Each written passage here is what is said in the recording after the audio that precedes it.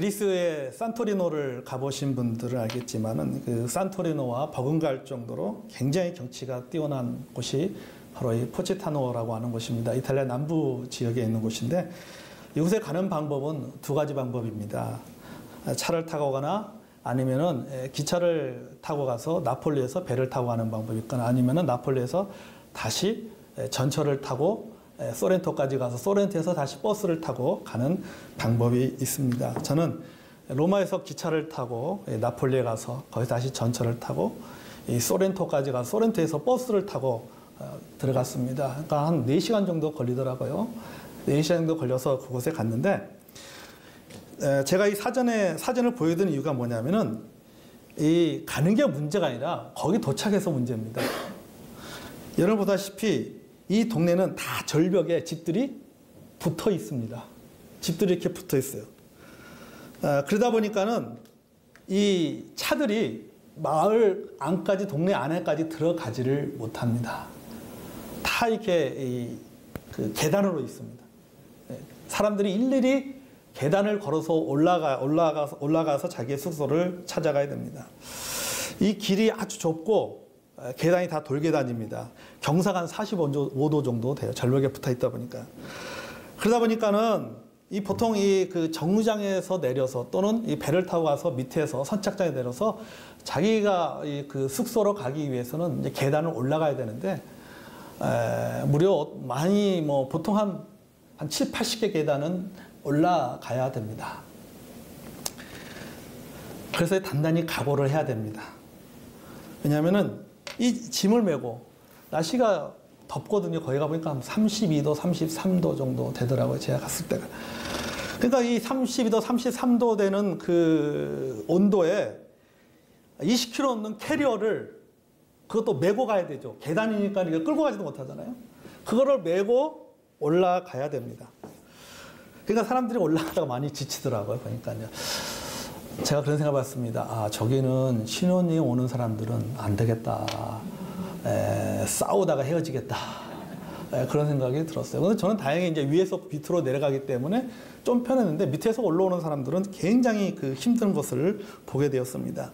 그러니까 제가 이제 그 위에서 밑으로 이렇게 내려가는데, 밑에서 이렇게 미국인들이 그 여러 사람들이 이렇게 한 무리가 계단을 올라오는 것을 보게 되었는데, 그들이 올라오면서 이렇게 이야기합니다.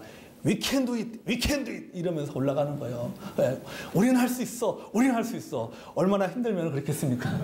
그 무거운 캐리어를 메고 어떤 사람은 캐리어를 계단마다 달달달달달 하면서 이렇게 집어 올라가면서 We can do it, we can do it 그러면서 막 땀을 뻘뻘 흘리면서 올라오는 거예요. 그러니까 제가 안에서 새는 바가지 밖에서도 샌다고 좀 나가면 좀 담대해지는 교육이겠거든요. 처음 보는 외국인 영어를 못해도 상관없어요. 그래서 제가 그 소리 듣고 제가 내려가면서 그랬습니다. 좀 힘을 주려고 Yes! You can do it! 그랬어요. Fighting! 아자아자아자! 그랬어요. 그 사람들이 막 올라가면서 웃더라고요. 웃으면서 같이 그래 You can do it! 예, 할 수 있습니다. 말이지. 화이팅 하십시오. 그러면서 그 사람들이 헥헥거리면서 올라가고 저도 힘들게 이렇게 내려갔습니다. 여러분, 제가 이게 우리가 세상을 살아가는 모습이에요. 사실은요. 우리는 I can do it, you can do it 이렇게 하면서 우리는 사실은 지금 우리가 살아가는 이 시대는요, 무한 긍정의 시대를 살아가고 있습니다. 예. 사람들이 할 수 있어, 우리는 할 수 있어, 당신은 할 수 있어 이렇게 이야기를 합니다. 물론 긍정은 참 좋은 겁니다. 우리가 긍정적인 사고를 가지고 살아가는 것은 참 좋은 것입니다. 하지만 문제는 이 긍정이 지나쳐서 긍정 과잉을 요구하고 있다라고 하는 것입니다. 우리의 사회가 우리에게 그것을 요구하고 있습니다.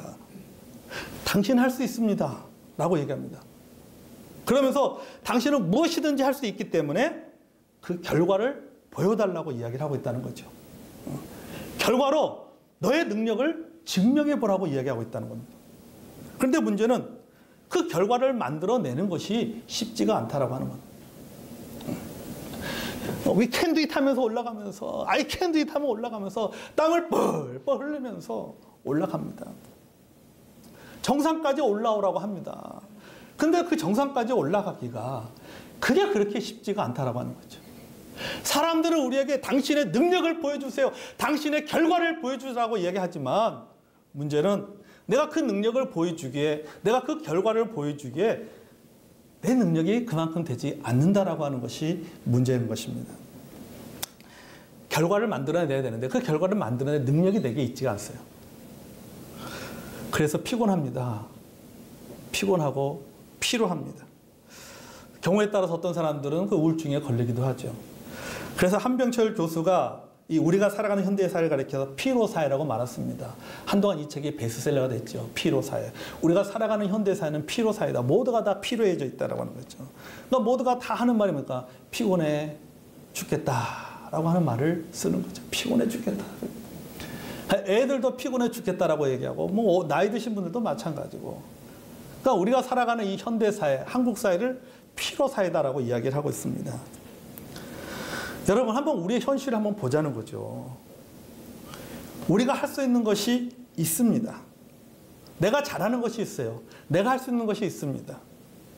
또한 내가 죽었다 깨어나도 할 수 없는 것이 있습니다. 내가 하지 못하는 것이 있다니까요. 내가 아무리 열심히 노력하고 해도 이 세상에는요 안 되는 일이 있습니다. 그러니까 다른 사람은 되는데 나는 안 되는 일이 있어요. 내가 안 되는 일이. 우리가 살면서 이런 일들을 얼마나 많이 겪습니까? 여러분 우리는 슈퍼맨이 아닙니다. 우리는 한계를 가진 인간입니다. 그러나 세상은 우리에게 뭘 요구하는 것입니까? 무한 능력을 요구합니다. 능력은 안 되는데 결과를 요구하다 보니까는 피곤할 수밖에 없습니다. 자기 스스로가, 내 스스로가 나는 참 무능한 존재구나. 나는 참 형편없는 사람이구나. 우리 스스로 그것을 느끼게 됩니다. 낙심하게 되고 열등감에 빠지게 됩니다. 그럴 때 우리는 어떻게 해야 될 것인가?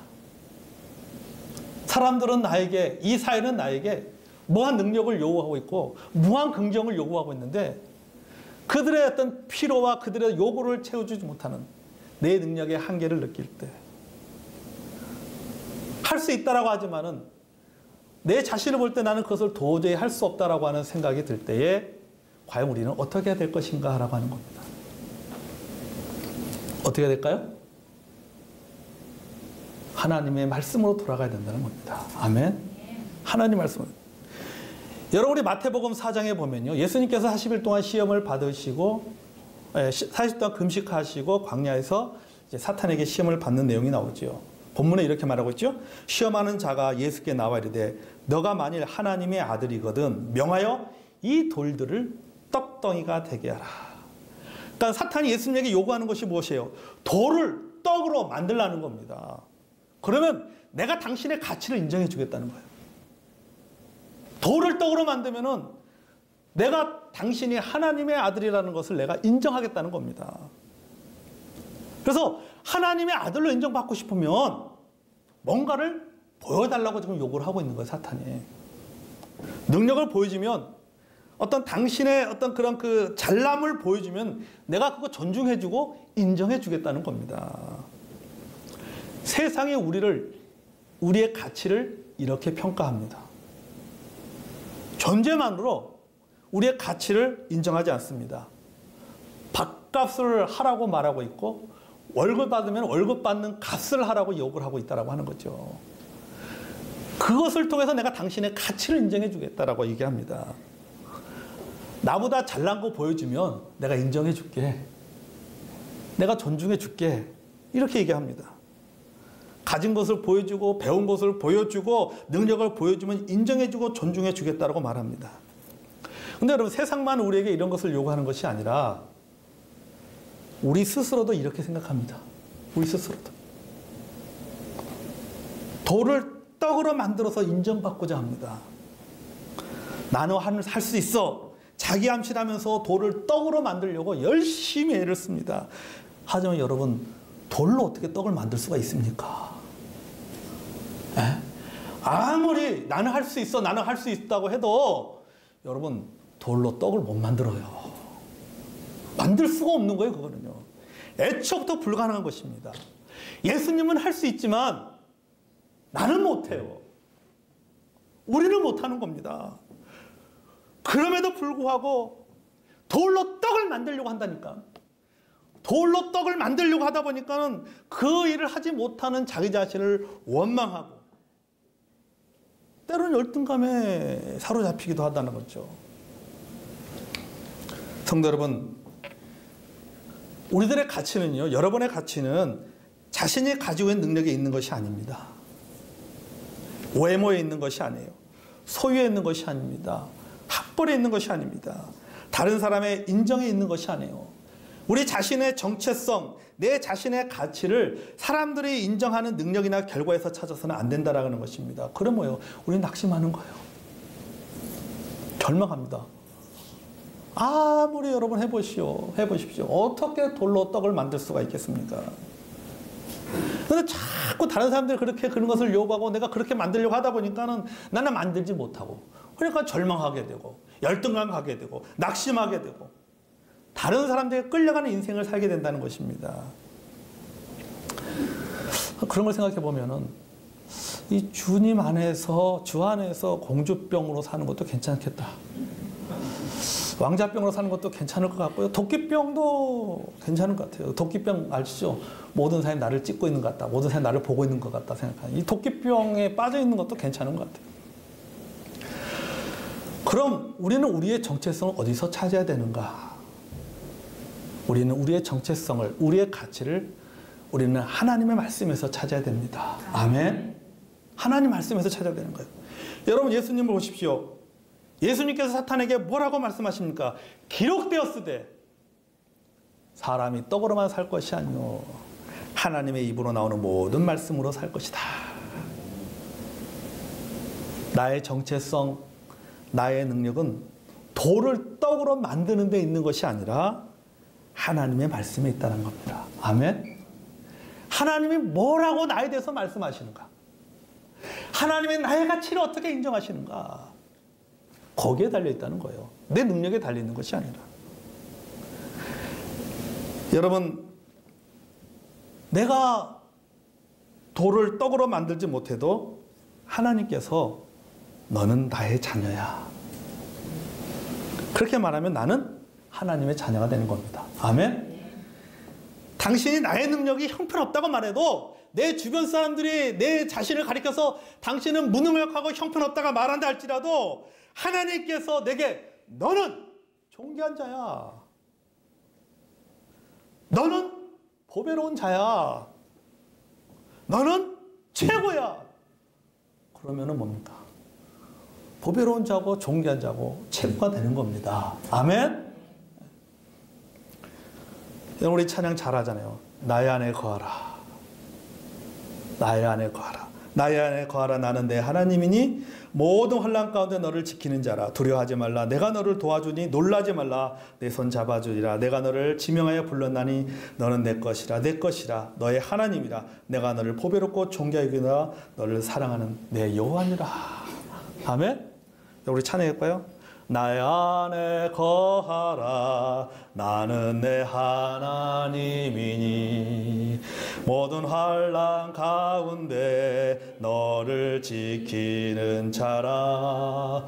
두려워하지 말라. 내가 널 도와주리니 놀라지 말라. 내 손 잡아주리라.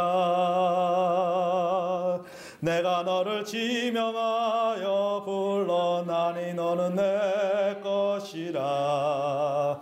내 것이라. 너의 하나님이라. 내가 너를 보배롭고 존귀하게 여기노라. 너를 사랑하는 내 여호와라. 아멘. 여러분, 하나님 뭐라고 말씀하세요? 내가 너의 하나님이다. 내가 너를 보배롭고 존귀하게 여기노라. 돌로 떡을 못 만들어도 상관없어. 그래도 너는 보배로운 자야. 그래도 너는 존귀한 자야. 돌로 떡을 만들지 못한다고 열등감 가질 필요 없습니다. 사람들의 인정이나 평가에 너무 마음 쓰지 마시기 바랍니다. 여러분, 사람의 말이 중요한 게 아니라 하나님의 말씀이 중요합니다. 우리는 떡으로만 사는 존재가 아니라 하나님의 말씀으로 살아가는 존재이기 때문입니다. 아멘. 하나님의 말씀이 중요한 것입니다. 그러니까 우리가 하나님 말씀으로 살아갑니다. 하나님의 인정으로 하나님께서 나의 가치를 어떻게 생각하느냐, 우리가 그것으로 살아가는 존재라는 것입니다. 자, 그러면은 하나님은 성경을 통해서 우리에게 뭐라고 말씀하고 계시는가? 나의 가치에 대해서 뭐라고 말씀하고 계시는가? 오늘 본문 에베소 2장 10절에 뭐라고 말하고 있어요? 우리는 그가 만드신 바라. 아멘. 나는 하나님이 만드신 존재다. 여러분, 우리는요 하나님의 핸드메이드입니다. 기계에 의해서요 대량 생산되는 제품이 아니에요. 핸드메이드예요. 여러분, 핸드메이드는요 세상에 단 하나뿐입니다. 그래서 이 핸드메이드에 어울리는 단어가 어떤 단어가 있나 생각해보니까요, 특별한, 유일한, 단 하나뿐인. 그러니까 나는 어떤 존재야? 나는 하나님의 핸드메이드예요. 나는 어떤 존재인가? 나는 특별한 존재예요. 나는 유일한 존재예요. 나는 단 하나뿐인 존재인 것입니다. 그래서요 아주 비싸요. 여러분, 핸드메이드 제품이 얼마나 비쌉니까? 아주 비쌉니다. 희소성이 있기 때문에 가치가 있는 것. 여러분, 우리는 하나님의 핸드메이드입니다. 아멘. 여러분, 손을 얹고 가슴에 손을 얹고. 네. 나는 하나님의 핸드메이드. 시작. 네. 나는 하나님의 핸드메이드예요. 그래서 하나님은 우리를 존귀한 자로 여기시고 보배로운 자로 여기신다는 것입니다. 그러니까 우리는 존귀한 자입니다. 아멘. 여러분, 우리는 가치가 아주 비싼 자예요. 그러니까는 우리는 그리스도 예수 안에서, 주님 안에서 무한 자존감을 가지고 있어도 된다라고 하는 겁니다. 왜? 하나님이 나를 존귀한 자로 여기고 또 보배롭게 여기기 때문에. 또 오늘 본문의 에베소 2장 10절의 말씀처럼 우리는 하나님의 만드신 존재. 나는 하나님의 핸드메이드. 왜? 핸드메이드는 비싼 제품이기 때문에, 가치가 있기 때문에, 이 세상 유일하게 단 하나밖에 없는 거기 때문에. 그 때문에 우리는 그리스도 예수 안에서요, 내가 이 세상에서 어떤 위치에 있느냐, 어떤 능력을 가지고 있느냐, 무엇을 이루었느냐, 그거와 상관없이 기본적으로 나는 하나님이 만드신 최고의 작품이다. 아멘. 오늘 그가 만드신 바라, 우리말 성경은 그렇게 번역을 하고 있죠. 영어 성경에 보니까요, God is workmanship이라고 말하고 있습니다. 하나님의 걸작품이다. 헬라어로는요, 포에마라는 단어예요. 포에마. 이 포에마라는 단어에서 바로 영어 포엠이라고 하는 영어 단어가 나왔습니다. 포엠. 포엠이 뭐예요? 시잖아, 시예요. 제가 우리 그 시인 중에 용혜원 목사님의 그 짧은 시를 한번 읽어보겠습니다. 제목이 벽시계예요. 벽시계. 쉼없이 12개의 숫자를 맴돌며 목숨 갈아먹는 소리 낸다. 얼마나 짧습니까? 쉼없이 12개의 숫자를 맴돌며 목숨 갈아먹는 소리 낸다. 짧잖아요. 얼마나 짧은 내용입니다. 하지만 여러분, 이게 그냥 나온 시가 아닙니다. 우리가 딱 듣는 순간 느낌이 오지 않습니까? 뭘 말하고자 하는지 느낌이 딱 오잖아요. 그러니까 이분의 삶의 경륜과 수많은 연습 속에서 나온 시예요, 이게. 짧지만은. 시라고 하는 이 시가 한 작품이 금방 뚝딱 나오는 것이 아닙니다. 수없이 쓰고 지우면서 하나의 작품이 나오는 겁니다. 여러분, 우리가 그런 존재다. 내가 그런 존재다. 그러니까 나는 하나님의 뭐예요? 시다. 하나님이 지으신 뭐예요? 시예요. 하나님의 작품입니다. 하나님의 심심해서 만든 것이 아니라 심려를 기울여서 만든 작품인 것입니다. 하나님의 생기가 들어간, 그래서 하나님의 형상을 닮은 최고의 걸작품이다라는 사실입니다. 아멘. 좀 그렇게 살아가시기 바랍니다. 그러니까 제가 청년 때 교회에서 그 앵글 있잖아요, 앵글이요. 그 구멍 뻥뻥뻥 뚫린 앵글 아시죠? 그 앵글로 제가 이 신발장을 만든 적이 있습니다. 저는 교회에서 그 어떤 물건보다도 이 신발장에 그래서 관심이 참 많이 가졌어요. 다른 것도 많이 있지만. 왜?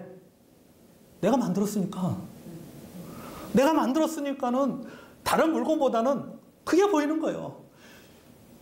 군대 갔다가 휴가 나오면 맨 처음에 제 눈에 항상 그게 먼저 들어옵니다. 여러분, 앵글로 만든 신발장이요. 그게 얼마나 투박합니까? 볼품 하나도 없어요. 튼튼한 건 좋은데 볼품은 하나도 없어요. 신발장 좋은 거 얼마나 많습니까? 디자인 뛰어난 거 얼마나 많습니까? 그런데 제 눈에는 그것만 들어오는 거예요. 왜? 내가 만들었기 때문에. 내가 만들었기 때문에. 그게 가장 가치 있게 보이는 거예요. 왜? 내가 만들었기 때문에. 내 작품이기 때문에 그게 가치 있게 보이는 거예요. 다른 사람은 어떻게 생각할지 모르겠지만은 제가 볼 때는 그게 가장 가치 있게 보이고 그러다 보니까 항상 관심을 갖게 되고 항상 관리하게 되는 것입니다. 하나님 마음도 이와 같습니다. 아멘.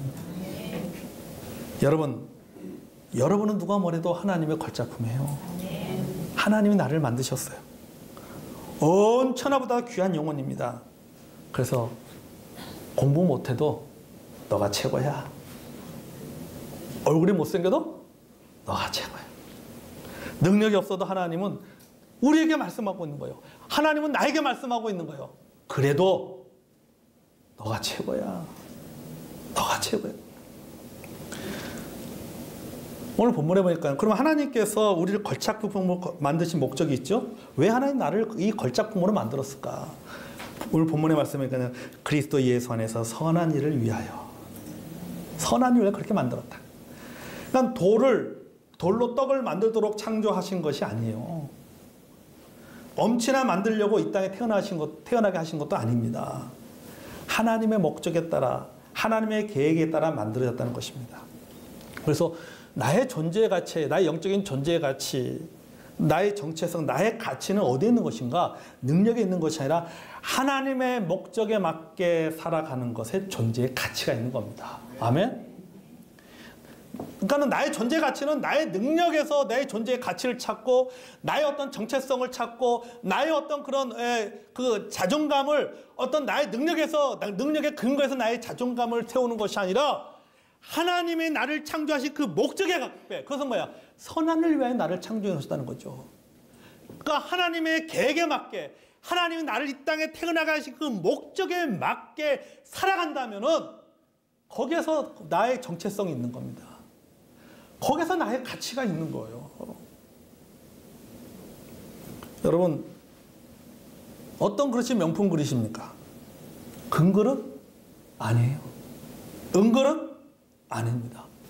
명품 그릇은요, 주인이 쓰는 그릇이 명품 그릇입니다. 그게 명품 그릇이 아니에요? 금그릇이 명품 그릇이 아니라 은그릇이 명품 그릇이 아니라 주인이 쓰는 그릇이 명품 그릇입니다. 제가 지난주에 밴드에 올린 칼럼 중에 인용했던 내용 중에 이런 내용이 있었어요. 퍼스트 클래스 승객은 펜을 빌리지 않는다. 그 책입니다. 그 책 안에 보면은 소위 우리가 말하는 명품, 부자들이 들고 다니는 어떤 명품이라고 하는 것은 우리가 말하는 소위 말하는 브랜드의 명품이 아니라 스토리가 있는 그것이 뭐예요? 그것이 그들에게는 명품이라고 했어요. 여러분 그렇잖아요? 여러분 생각해 보십시오. 어떤 분들은요, 이런 분도 있더라고요. 지금 뭐 그런 거 옛날에는 그런 분들 참 많았던 것 같아요. 그 시집 올 때 어머니가 친정 어머니 해주신 그릇이라든가 이거 버리지 못해가지고 갖고 있는 분들이 있어요. 그러니까 그게 뭐가 명품 이불이고 그게 뭐가 명품 그릇입니까? 하지만은 본인에는 그것이 뭡니까? 그게 명품 그릇이고 명품 이불이에요. 왜요? 거기에는 뭐가 있기 때문에요. 친정 어머니에 나와 뭐가 있어요? 스토리가 있는 거예요.